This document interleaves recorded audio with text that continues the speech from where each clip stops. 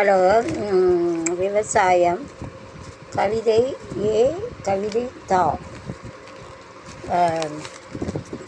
கவிதை தா. எங்கள் பிள்ளைகளை பொறியாளர் வேலைக்கு படிக்க வைப்போம். உங்கள் பிள்ளைகளை டாக்டருக்கு படிக்க வைப்போம். தங்கள் பிள்ளைகளை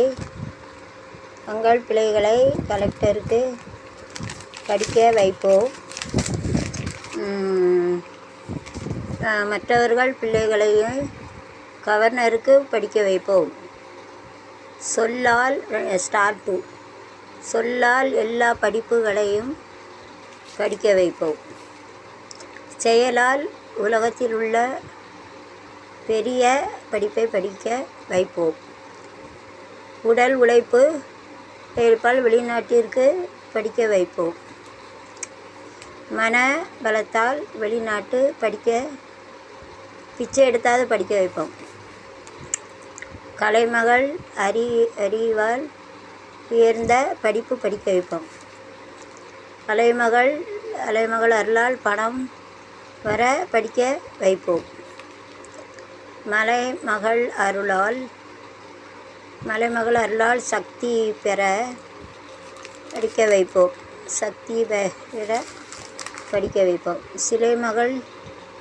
சிலைமகள் அருளால்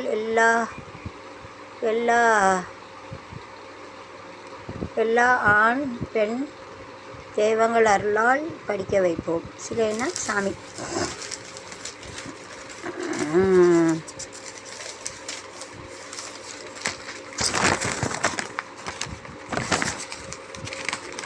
படிக்க வைப்போம்.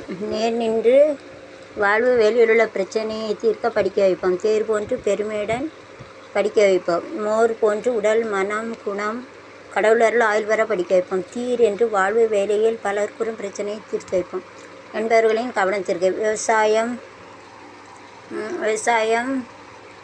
என்று மற்ற சொல்லில் மருகி நிற்கும் சொல்லால் விவசாயம் பார்க்கும் தொழிலாளி இறைவன் தந்த பரிசு.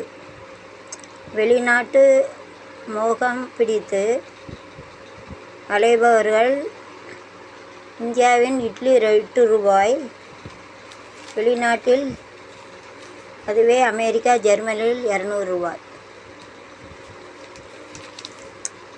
வேளாண்மை ஒரே சொல்லுள்ளது. வேளாண்மையை விட்டு நாய் போல் இழைக்க ₹500 50,000 வரை ரூபாய். மேலும் சொந்த வயலில் வேலை பார்க்காமல் தயங்குவர்களே வயல்காட்டில் வேலை செய்யுங்கள். வயல் வேலை கேவலமாய் எண்ணி அடுத்தவர்களுக்கு அடிமையாக வாழ எல்லா வகை துறையிலும் எடுபடி எல்லா துறையிலும் வேலை செய்பவர்களே, சொந்த வயல் வேலையில் நீங்கள் தான் ராஜா. பச்சை பசையிலென்ற சோலையில் பஞ்சபூதங்கள் செயல்பாடுகளை இயற்கை காற்றை சுவாசிக்காமல் மாசுபடுத்துதல். நகரங்களில் அந்த மாசுபடுத்திய சுவாச காற்றுக்கு அடிமையாகி ஆஸ்துமா நோயால் பாடுபவர்களே, ஏர்முனையை விட்டு அடுத்த வேலை என்று அலைபவர்களே, முன்னேற்றம் காண மண்ணில் தானியத்தை விற்று நவரத்தினத்தை வாங்கலாம். ஏடிஎம்கே டிஎம்கே காங்கிரஸ் தமிழக கட்சி கழகம் வெற்றி கழகம் உழைத்து ஒருவர் அடுத்தவர்களை தாக்காமல் நாம் உழைத்து வறுமை நீக்கும் கொடி பறக்க விவசாயம் காப்போம்.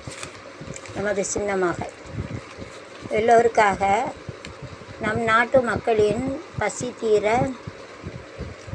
படிப்பு அறிவு மனம் நிறைந்து, குணம் கடவுளருள், ஆயுள்,